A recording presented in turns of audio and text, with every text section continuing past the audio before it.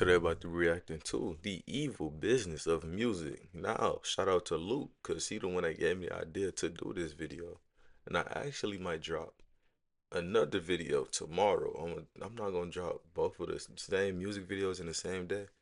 The evil music videos in the same day. Cause I feel like I'll be spamming at that point. But I am gonna drop the other one tomorrow. So stay tuned for that one. But no, let's see. We all know it's a lot of shady business behind the music industry. People signing 365s, getting their careers put on a shelf by greedy corporations. Or I feel like corporations really thrive when it comes to a big artist dying because that's when they sell more. But let's see what he's talking about, bro. Beyonce! Behind the glitz and glamour of the music industry lies a sinister and hidden truth. A system designed to exploit, the devil give you all this money, go through all this shit to destroy yourself. Control. Hey man, y'all call YK Osiris crazy. He was speaking truth. He was speaking truth, and guess what? They put his career on the shelf. What's the last song you heard about or heard by YK Osiris? I will give you the world, baby girl. That um or that Ride song with Kehlani, I forgot. That happened years ago. So prime example right there. It shouldn't be a situation where they own the album or the work. We're talking about intellectual copyright. And keep artists in a perpetual state of debt.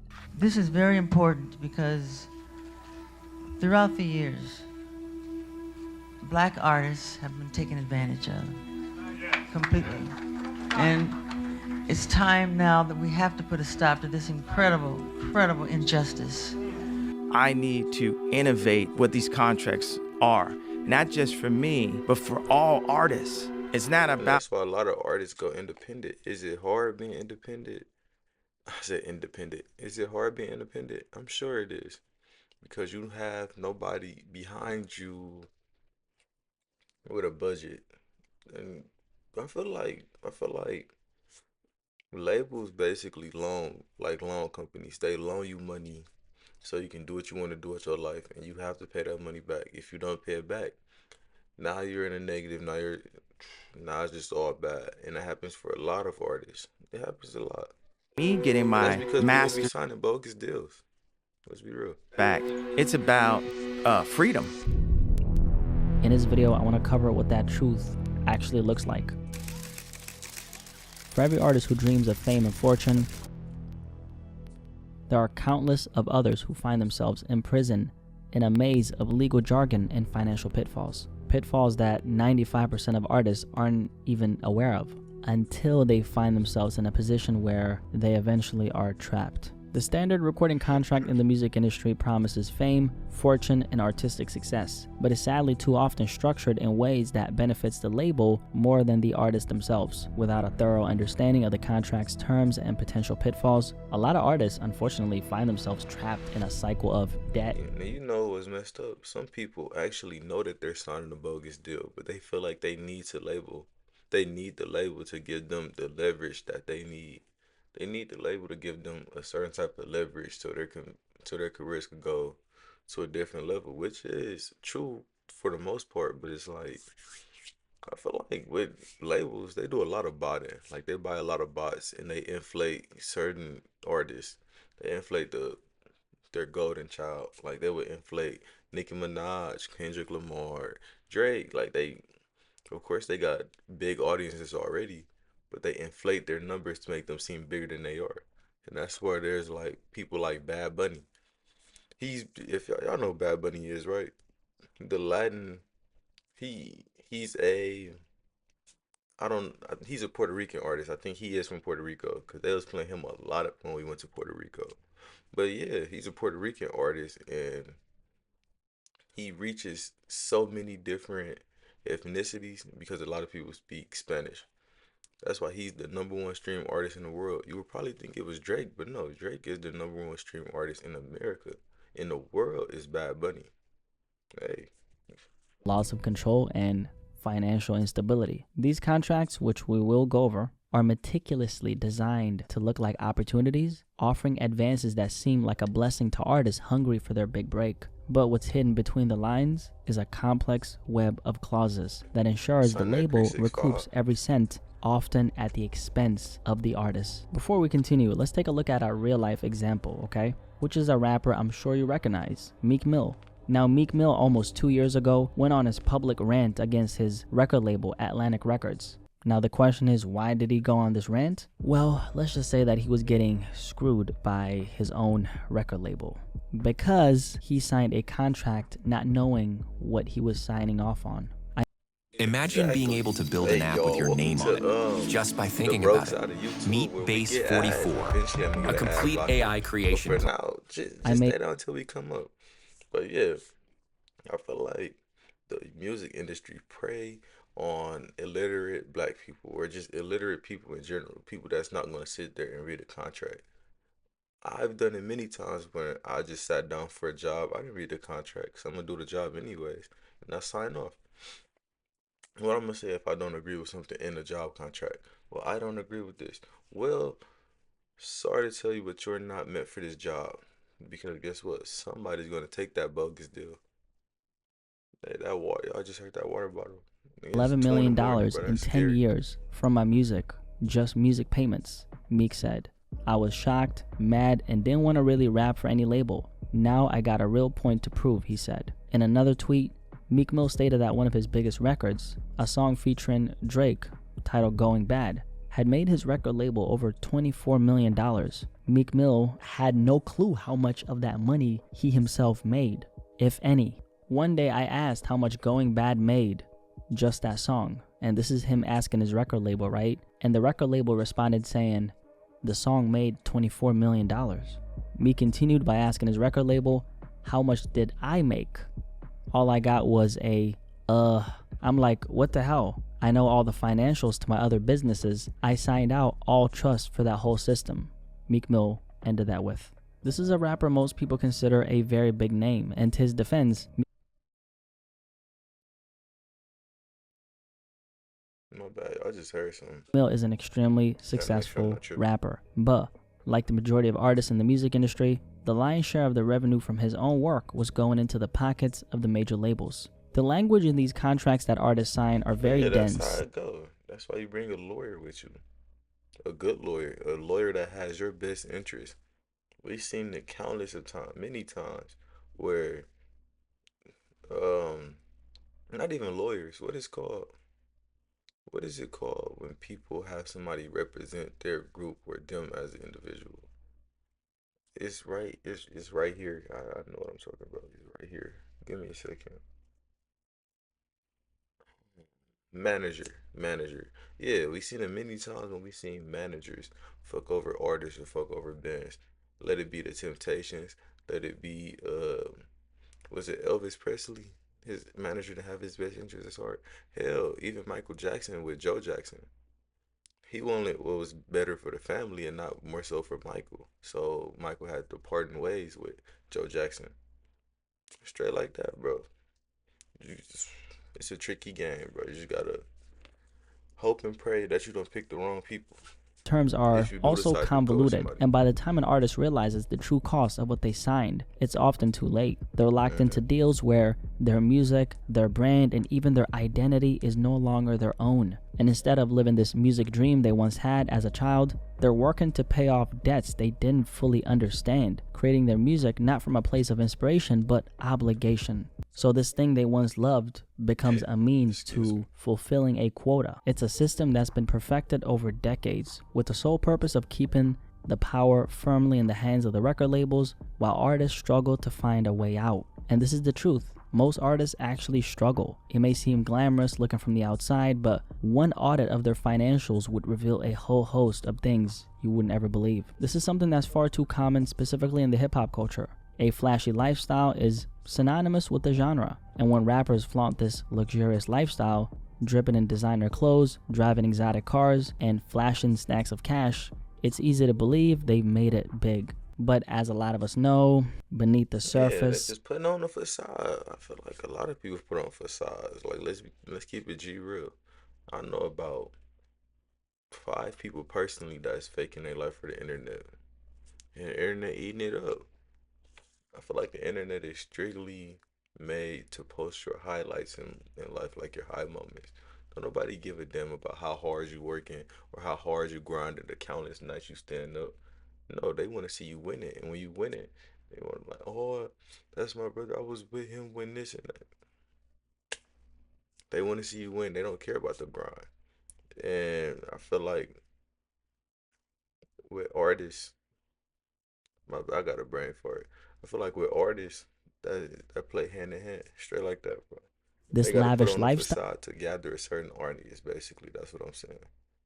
They have to fake, or they have to look a certain way to get people to look at them, so they can get money off of the views that they get from the people. is It's a nothing big but circle, an bro. illusion. And this lifestyle is actually fueled by advances from record labels that have to be paid back. These advances, which most artists look at as easy money, are actually loans that many artists struggle to recoup due to low royalty rates, hidden fees, and mounting expenses. As a result, a lot of artists, probably a lot of your favorite ones actually, are secretly in debt, locked into contracts that keep them financially strained while they keep projecting an image of success. The wealth they display is often borrowed, believe it or not earned, and actually far from the true financial That's freedom they like I said before, that's what every artist. Getting a record deal ain't nothing but getting a big loan company to invest in your dream and your vision. That's literally what getting signing a record deal is. You gotta pay that in their money back. music, while an entire generation of artists continue to trap themselves in a cycle of debt and control, and the industry continues to evolve, and the tactics they employ in order to keep as many artists as they possibly can under that system, which becomes even more advanced. Why do you need an LLC? Even if it's your first welcome to business, the you don't Broke want to Side of link the YouTube, business where with we your get personal life and ads. property. Stay on But top, how do we come do it on. without Yeah, wasting weeks on eventually paper? gonna get an ad By the blocker. second, When I get monetized, of course. Just a little more time. standard recording deal typically offers an artist what they call an advance, which is essentially a loan that must be repaid through future earnings. So in other words, this advance represents what they view as a potential return on their investment, because they're not giving anybody a big ass loan out of the kindness of their heart. It's business. They're banking on the fact that they will make this back somehow, some way. Yeah. Artists generally receive a royalty And rate if you can't make it back or pay back what you took, hey man, I hate to be the one to break it to you. Now you're a slave. 10 to 15% on You're a album slave to the sales or company, streams, bro. meaning they only earn between $1 to $1.50 out of every $10 of revenue they generate.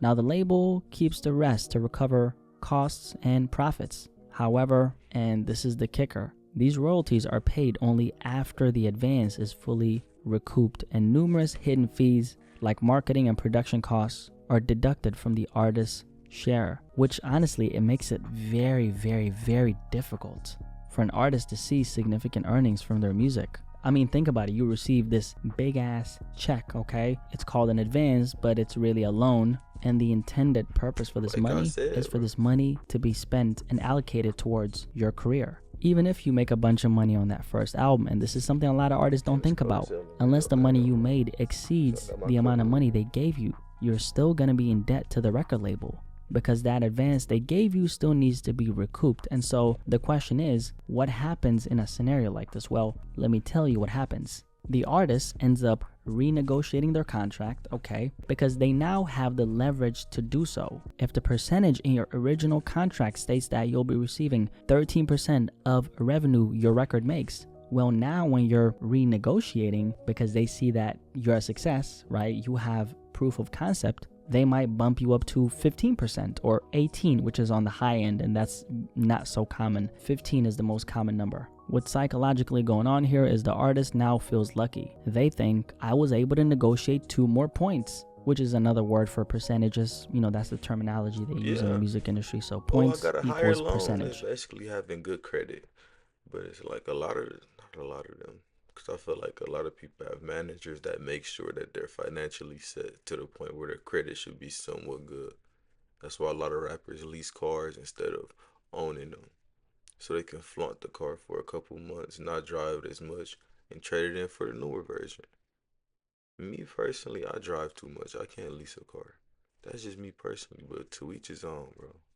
Like, word. Not only was I able to bump up the percentage I'm gonna make, but now they're offering me another advance. It must be my lucky day. Well, slow down, Padawan. It ain't your lucky day at all. The labels will always be willing to renegotiate with you if they see that you're selling. They will also always be willing to give you another advance. Now the question is, why are they willing to give you another big ass check? Well, let's do the math. If you sign for, let's say, 3 years and 3 albums and they give you $300,000 as an advance, and by the time you get to your second album, you've managed to pay off $250,000 of that advance, which isn't likely for most artists, by the way, because the royalty fee they're giving you is it's just so small. But that's another conversation. By the time you get to your second album, why a lot of artists like Meek Mill, like you said before, that's why a lot of them go, what's this called, bro? They go independent. I'm sorry, bro. It's 2 in the morning, bro. There's still $50,000 for them to recoup. I gotta get these videos and this is out. when we get to the renegotiation. They bumped you up to, 15 points, and now they offer you $500,000 as an advance. You take the money, and now you're $550,000 in debt. All before you've made a single cent off of your own music. This is what we call keeping you in a perpetual state of debt and deficit. As soon as you receive that payment, they just put you in a deeper hole and you fell for it. Now, there's one really good thing about this and one bad thing. Let's start with the good so I can break you down later. The good thing is that you don't actually have to give this money back to the label. That's not how this works, because a record label will only offer. What they gonna garnish? They don't really write checks. How do they get it back? For this amount if they see potential earnings in your future, and most times the amount they give you is slightly higher than what they expect you to make, so they're the ones taking all the risk. That's the appeal of an advance. You're spending a bunch of money on your music career that is not yours to begin with. You're not the one putting up the dollars, and that's why this business model is so effective. You get a bunch of money with practically no risk on your end. This is, however, when we get to the other side of it. Although you don't have to technically pay that money back, one thing that's generally present in these standard recording contracts the majority of artists sign is this word right here. Apparently you can go from 0 to a complete site in just a single prompt with Wix Harmony. I don't know if this is going to be possible. Or vibe coding meets drag and drop freedom. We'll see about that. All right, in perpetuity. What this essentially means is that there's no end date. This is forever. Once the artist signs that contract, they now own all the pieces of music you released under them in perpetuity, i.e. forever. This is why ownership in music is the '1 way to wealth. Wealth that the big corporations who own the music pass on to their grandkids. Damn, I hate to see that. Lil Wayne sold his whole catalog, bro. That was so, like, bro, you can't be that much into debt to where you gotta sell your whole catalog. That could have fed your kids. Lollipop and all those extra other big songs. But hey, man, people, I guess, live life in the moment, bro. The musician who's slaving away in the studio is stuck in a cycle of debt. That's why they'll never be able to escape the cycle. They're not meant to escape it. And that's why I personally think signing to a label in this generation is completely obsolete. You don't need it. 9 times out of 10, the only reason why an artist would want to sign is because of fame. A record label is essentially the engine that propels an artist to fame. They'll put you on all the big billboards and the late night shows. They'll help you plaster your face in different parts of the industry that you yourself as a one-man show can't reach, and there's nothing wrong with wanting this, since everyone wants different things out of their career. If fame is what you aspire to get with your artistry, then signing to a record deal is definitely the right. But look though, you need a little fame. You need fame to thrive into the music world, just because of simple fact. If people don't know who you are, they're not gonna listen to your music. It's like that everywhere in the world. So in a way, signing a little record deal, not a little, but signing a record deal in general, it's good publicity. But if you're going to keep on going and going, like keep on signing it, it's like, let me put it into terms where I understand. See, I own a home, right? Cool. if I were to take equity out of my loan that I got to own this house, then guess what? My loan would increase. So that's like, and I want to move soon. So that's like me constantly taking equity out of the house that I've invested in. I'm gonna be here forever if I keep on taking equity out. I'm not saying that I did, but it's just an example. Just a little homeowners talk, that's all. For you, 100%. However, if you value your freedom as an artist more than the recognition, well, make sure you stay independent in that case. Being an independent artist is more than just a fancy word. It means that you're ready to do whatever it takes to keep being free. There's a price to everything in life. You're either going to have to pay by submitting to the shackles of the music industry, or you're going to have to pay with the discipline and self-reliance needed in order for you to keep the train going. Most human beings look like Baby Tron, bro. The discipline and self-reliance needed in order. Nah, man, all he needs is, if he had buffs on, this nigga, he'll look just like Baby Tron, Keep bro. the train going. Most human beings in general don't have this kind of drive, which is why the independent artist is becoming so rare. Not everybody is ready to put in the work necessary. The ones who are and stick it out have the potential to really reap the rewards while still maintaining sovereignty. And the ones who don't give up their freedom in exchange for control over their own work. Anyway, the evil business of the music industry. Curious to hear what you have to say about this topic. Okay, I'm going to hit more on these types of topics because this is kind of like bringing it back to, y'all remember I used to make a lot of those videos back in the. Well, we basically get it. We basically touched on every point or every subject to where I believe and where I understand where it's evil at. But nah, I said what I said. Y'all heard what I said. So let me know what y'all think down in the comments below. I'm gonna catch you niggas in the next one. Yes, sir.